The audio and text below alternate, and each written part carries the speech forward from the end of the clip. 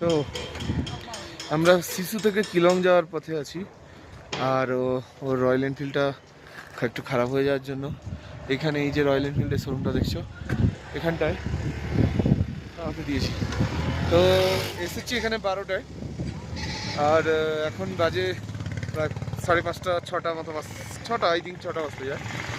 আর এই দিদির হোটেলে আমি আজকে নিজে ডিমের কারি বানিয়েছি, আর ওনারাও খেয়েছেন। সবাই মিলে বেঙ্গলি খাবারে খুব অ্যাপ্রিসিয়েট করেছেন। তো আমি বাঙালি হিসাবে একজন পাহাড়িদেরকে বাঙালি খাবার খাওয়াতে পেরেছি, এটা আমার কাছে একটা ভালো ব্যাপার। আর খেয়ে ওরা ভালো বলেছে এরাই। তো আর যেটা হচ্ছে এই ব্যাপার, এবার এখানে রুম নিয়েছি।